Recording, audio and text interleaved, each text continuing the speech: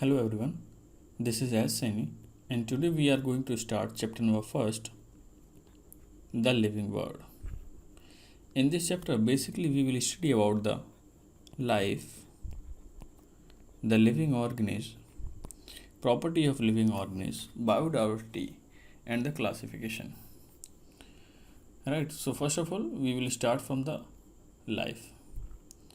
What the mean of life?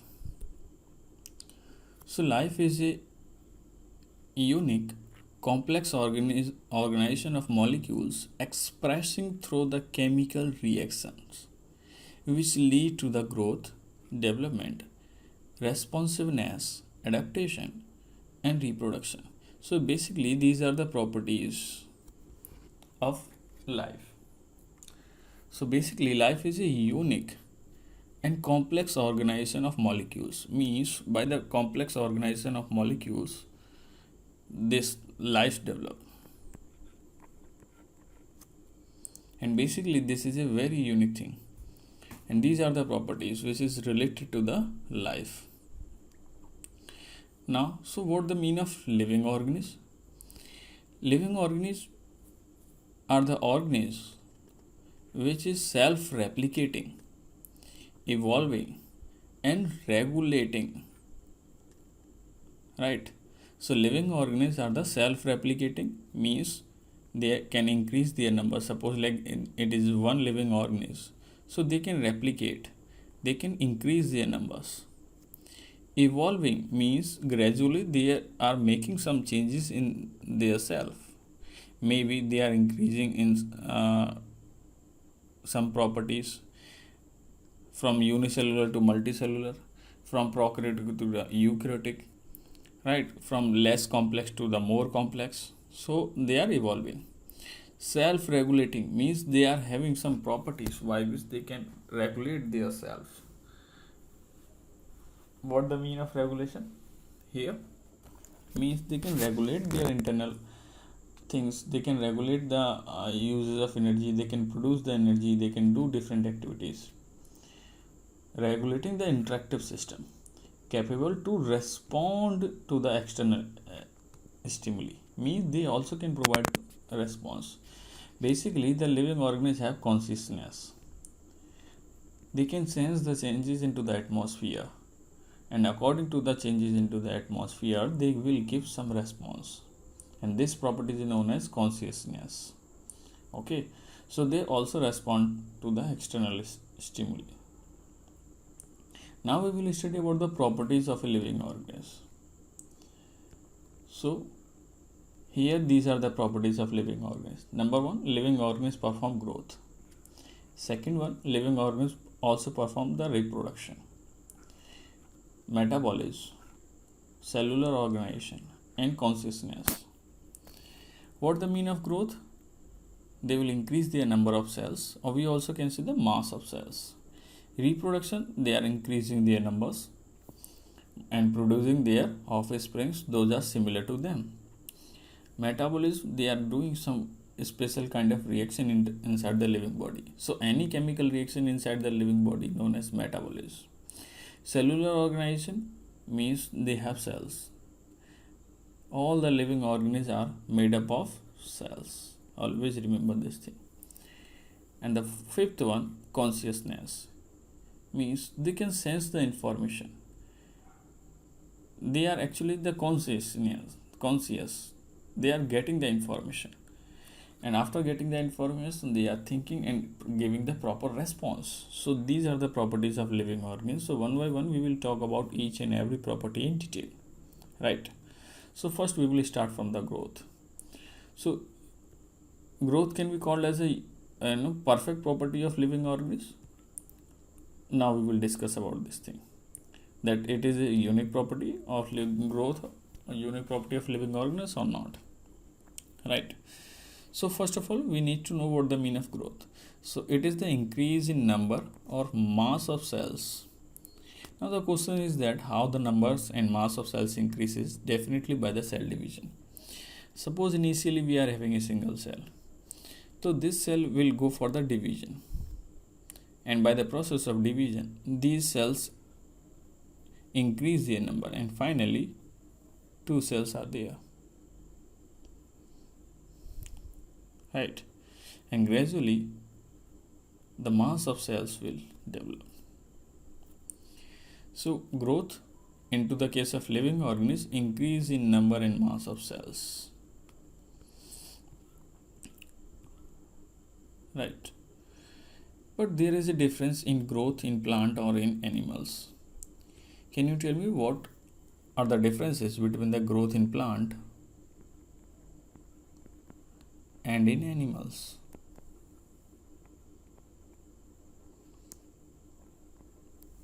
Do you know? Just have a look.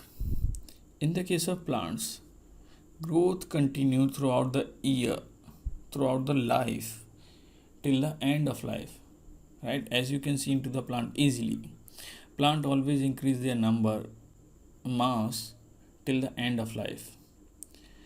But in the case of animals, animals perform growth up to a certain age, and after attaining the certain age and growth, they stop their growth, right?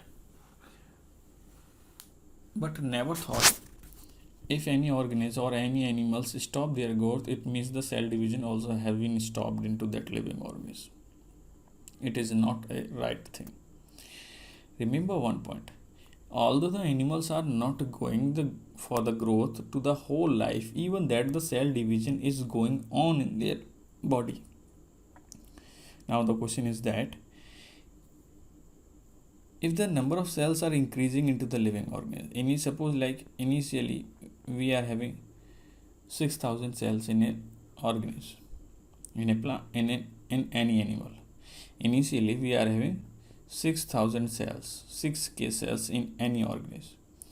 And if I am saying the number of cells are going to divide, some cells are going to divide, and definitely if cells are going to divide, the number of cells will increase.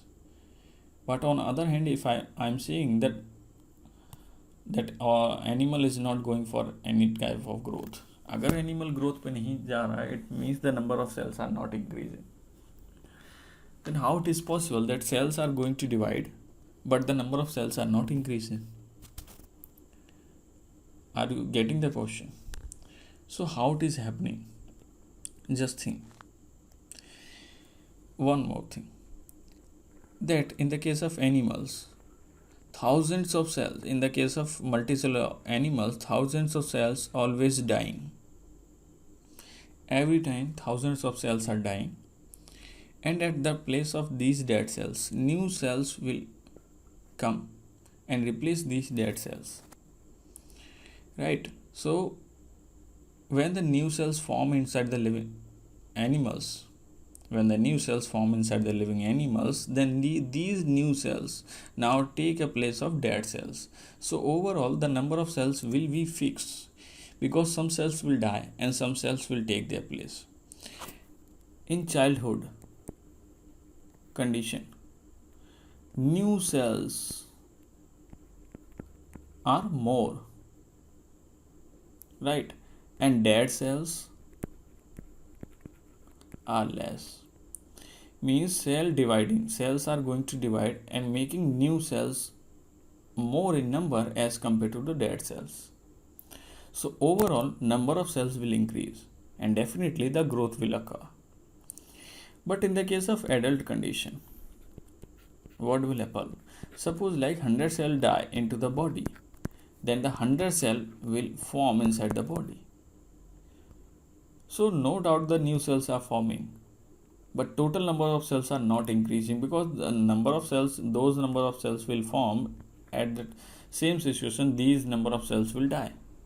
So जितनी cell बनेंगी उतनी cell की death हो चुकी होगी, right? So number of cells, total overall number of cells will not increase in the case of adult condition. So we can say the growth will not be there, but at the base the cell division is going on, right? Are you getting this point? Second one difference. So this is the first difference between the growth in plant and growth in animals, that in the case of plant the growth is unlimited and in the case of animals the growth is limited. Here I am saying about the growth, not the cell division, right? Remember this point. And the second difference between the growth in plant and growth in animals, in the case of plant, new organs always form. New organs always form inside in the case of plants. But in the case of animals, new organs never form. Right? Just like at our childhood age, we are having fingers in one hand, and after attaining all the growth, number of fingers will be the same, only the size will increase. So here, in the case of growth, in the case of animals, number of organs will not increase, only the size of organs will increase. But in the case of plants, size of organs also increase and number of organs also increase. As you can see into the case of leaves into the plant, initially plants have less number of leaves, and gradually when it perform the growth, the number of cells will increase, also the number of leaves, branches also increase, right? So this is the second difference between the growth in plant and growth in animals. However, the growth is also a property of non-living things also, right? So non-living things also go for the growth, but there is a difference between the growth in plant, growth in living and growth in non-livings, right? So as we can just look here, basically growth is the increase in mass and size, thus non-living things also grow. How? The surface accumulation material. Suppose like these are the stones and some dust particles will settle on these stones, and definitely the size and mass will increase. If we are thinking that what the mean of growth only increase in mass, if we are saying the organ is going for the growth means increasing their mass, it means the increase in mass in these rocks also can be called as a growth. If we are saying they are also going for the growth, then growth will not be called as a unique property, because non-living things are also going for the growth by accumulating material on their outer surface, right? So we can say growth is not a defining property of living organisms, right? Growth is not a defining property of living organisms because non-living things are also going for the growth by accumulating material on their outer surface. So how we can differentiate between the growth in non-living things and growth in living things? So remember this point. In the case of living organism, growth always held from inside. Just think about the example of these rocks. Accumulation only occurs from the upper side. Deposition, कोई भी चीज़ यहाँ पर deposit होगी तो outer surface से होगी. जैसे कोई स्टोन अगर बाहर पड़ा हुआ है, so some particles will settle on this stone, and gradually, no doubt, the size of that stone may increase. So overall growth perform in this stone, but that growth is external. Growth is external, right? But in the case of living, growth held from internal side. As you can take example of your body also. Number of cells increases from the lower surface, number of cells increases from the inner side, right? So remember this thing also. In the case of living organisms, growth occurs from the inside, right? Now we will move on second property, the reproduction. So reproduction is a unique property of the living organism. Do you know why organisms perform this reproduction? Why living organisms perform the reproduction? Living organisms perform the reproduction for continuity of life.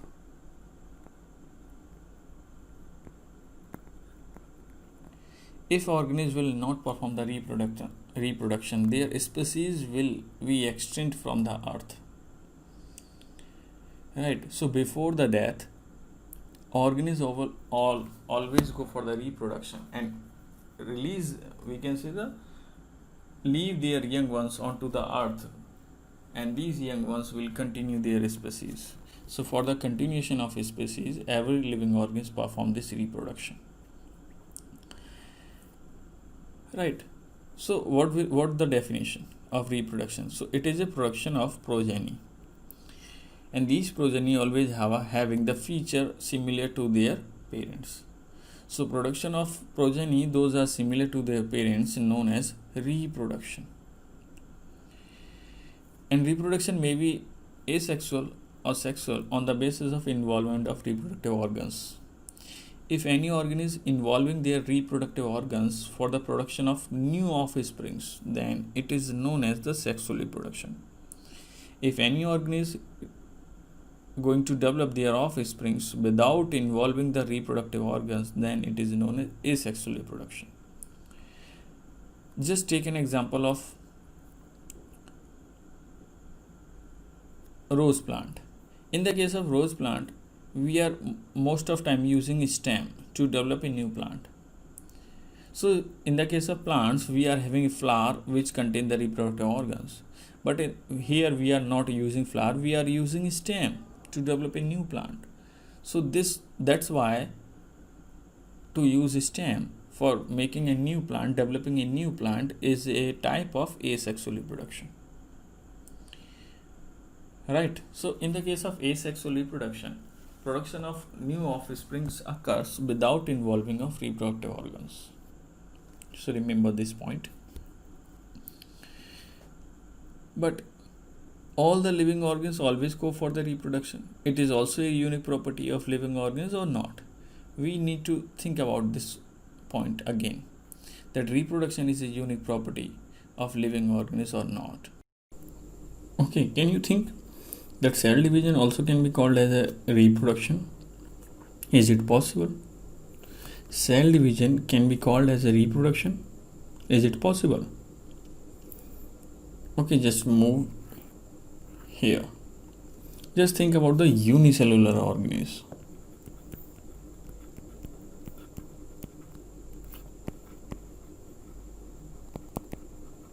In the case of unicellular organisms, suppose I am taking example of a bacterium.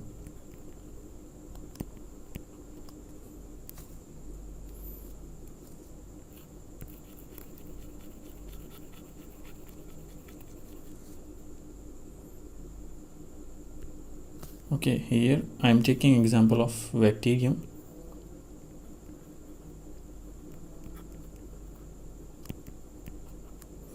So bacterium is a unicellular organ. Suppose like this is a diagram of one bacterium, and when this bacterium going to develop new two bacterium, means it is going for the reproduction. So this bacteria will go for the cell division. So the cell of this bacterium will divide. Cell of this bacterium will divide, and finally it will form two bacteria. So this is the parental bacteria. Now we are having two bacteria, 1 and 2. So now just think, here if I will look this bacteria in respect to the cell, suppose like it is a cell, and now this cell divided, and finally we are getting these two cells. So basically it also can be called as a division. This is a division of cell, and here due to this division two new offsprings are formed. So basically we can say, in case of unicellular organisms, growth and reproduction are same because both are represented by cell division. So in unicellular organisms, growth and reproduction are same because they reproduce by cell division. So as we can say, growth is also a result of cell division, and in the case of here unicellular organisms, reproduction is also a result of cell division. Right. So remember this point. Now the question is that reproduction is a unique property of living organisms. We can say the defining property of living organisms, or that may be possible some organisms are not going for the reproduction even they are living. Just look here. Here we are having two examples, the mule, second one the honey workers. Mule never go for the reproduction. or in the case of honey, worker honey. Listen, in honey bee, we are having three types of member in queue. Number one, the queen. Second one, the drones. And third one, the workers. Queen and drones are fertile. They are fertile. But workers are infertile. If the workers are infertile, means they are not able to perform the reproduction. So they will not called as a living organism, because here we are studying the properties of living organism here, and I am written here the reproduction. If reproduction is a property of living organism, then a living organism, if a organism is not going for the reproduction, cannot be called as a living organism. Right? Are you getting this point? Suppose like I am saying that reproduction is a unique property of living organism. It means anything which is not going for the reproduction cannot be called as a living organism. But here we are looking some examples. Those are living but cannot go for the reproduction. So we can say the reproduction is not a defining property of living organism. Right? So look here, the many organisms do not reproduce, like mules and worker honeybees, infertile human also. Hence, the reproduction is not a perfect defining property of living organisms. That's why we can say the reproduction is not a defining property. What the mean of defining property? On a property on which we can define anything. But here we are talking about the properties of living organisms, characters of living organisms. So here the reproduction cannot be called as a defining property of living organisms. Right? Now we will talk about the metabolism. What the mean of metabolism? What the mean of metabolic reactions? So metabolism means it is a sum of total all biochemical reactions which takes place inside the living system. In a simple way, we can say any chemical reaction. Any chemical reaction inside living organisms called as metabolism. Any chemical reaction inside the living body known as metabolism. We also can say the metabolic reactions. It is a defining property of living organisms. Remember this point. It is a defining property of living organism. Means every living organism go for these metabolic reactions. So here the metabolism is defining property. Right? One more thing, the metabolism can be divided into two categories, catabolism and anabolism. Right? One is catabolism, another is anabolism. Here I am going to write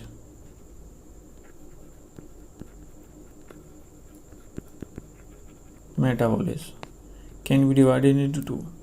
Number one, anabolism. Second one, catabolism. What the mean of anabolism? If two or more than two components are fusing together and making large size molecule, known as anabolism, means constructive process. In the case of catabolism, what is happening? A large size molecule will break into smaller size molecules. It is known as catabolism. So catabolism is destructive process. Means it is a process of breaking down, and anabolism is a process of formation of large size of molecules. Right? So any chemical reaction, if many molecules are fusing together inside the living system and making large size of molecules, then it will called as anabolism. Like in the case of photosynthesis, if I am taking example of photosynthesis, so photosynthesis is anabolism. But if I am talking about the digestion, then digestion will called as a catabolism, because in the case of digestion we are converting large size molecules into the smaller size molecules, right? So here the metabolic reaction can be demonstrated outside the body, but now that system known as cell-free system, right?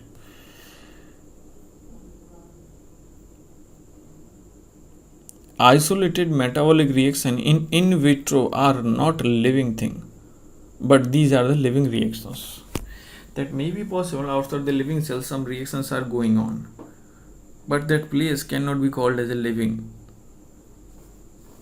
Now that reactions only known as the living reactions, but that place and that thing can called as a living thing, right? So remember this point.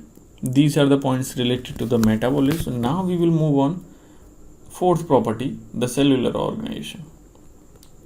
Cellular organization means all living organisms are made up of cells. In class 9th we already have discussed about the cell in detail, but don't worry, we also will discuss about the cell in more detail in this class 11th also. Here organisms are made up of one or more cells. If organism made by one cell, then organism known as unicellular.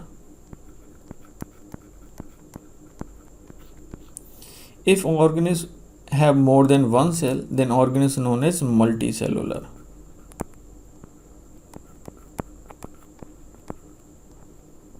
Right?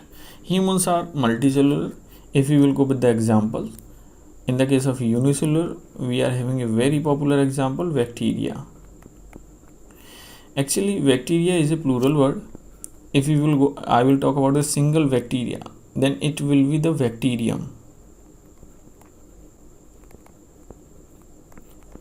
Right? If I am saying bacterium, means I am talking about a single bacterium, single organism. If I am saying about bacteria, it means I am talking about the group of bacterium. Now it will called as a bacteria, and here it is bacterium. Right? All the living organisms always have these cells. Remember, all the living organisms always have these cells. So we can say cellular organization is a defining property of living organisms. Right? So now we have discussed two defining property. Number one, the metabolism. Number second, cellular organization. Means all living organisms have cells, and all living organisms always perform this metabolism.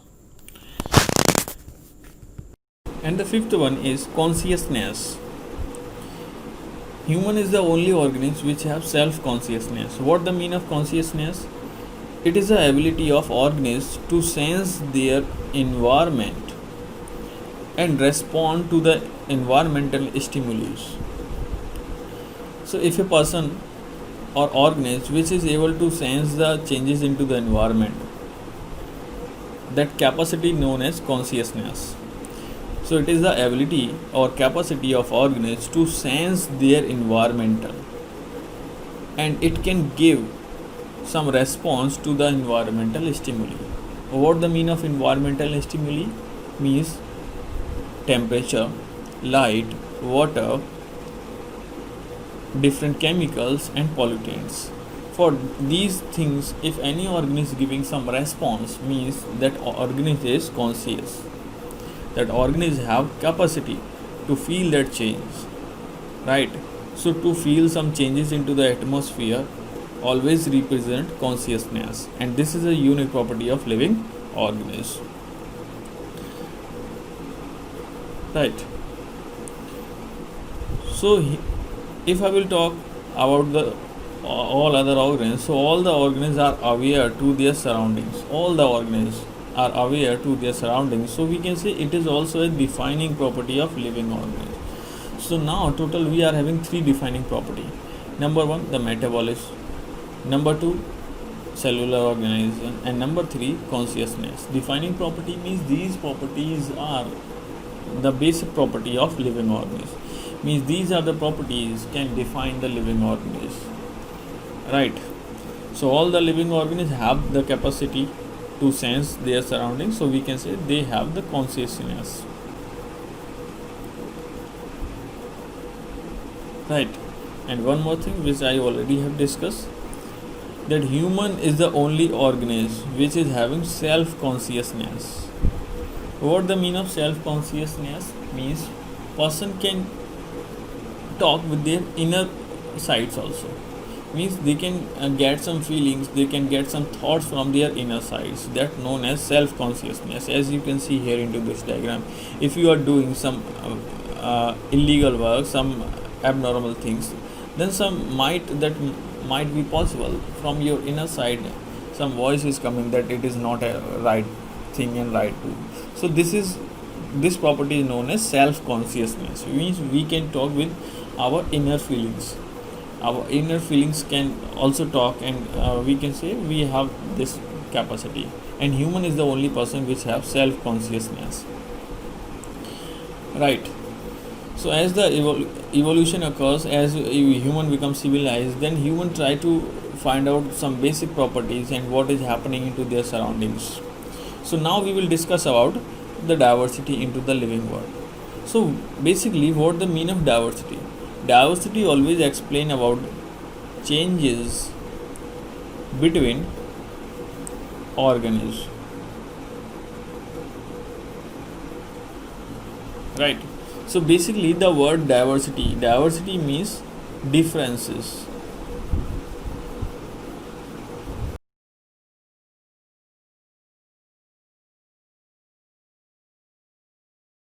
Diverse. So diverse means different. Okay, and diversity means different between the things. And if here I will add the bio, so now the new word become biodiversity, and bio means living organism. Bio means living organism, and diversity means differences. So difference into the living organism can be called as a biodiversity. What kind of differences will be there? As we can see, different types of plant, different types of animals. Some plants have large size, some plants are a smaller size. Some animals are aquatic animals, some animals are terrestrial animals. So these are the differences, and these differences known as biodiversity, right? So here the number and types of organisms present on earth refers to the biodiversity, right? So the number and types of organisms, suppose like in a place, suppose like this is A place and here this is B place, right? In A place we are having 10,000 total organisms. In B place we are having only 100 organisms. But here in case of A, all 10,000 organisms are same type. We can say suppose like here the 10,000 humans. I'm taking an example. In this A area we are having 10,000 humans, but in B area we are having 100 types of plants. Remember, I am saying 100 types of plant, not 100 plants, right? 100 types of plant means one plant of rose, another plant of hibiscus. So we are having 100 types of different plant. So where will be the more biodiversity? Because biodiversity always tells us about different types of animals and plants, different types of living organisms, right? Basically, so here all the organisms are human. Basically, all are similar, but here we are having different types of plants. So we can say here will be more diversity, more biodiversity will be in B side. So basically, why I am telling you this example, but that biodiversity never tell about the total number of organisms. It tells us about total different types of living organisms, right?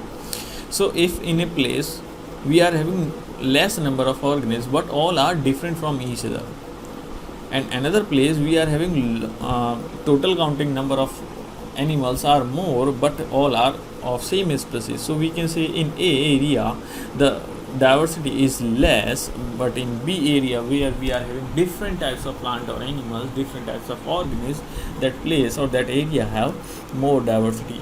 So diversity always tells us about different types of things, If we are talking biodiversity, means different types of organisms, different types of living organisms, right? So today we will finish our class at this point. In next class we will discuss about the taxonomy and the classification, right? Take care.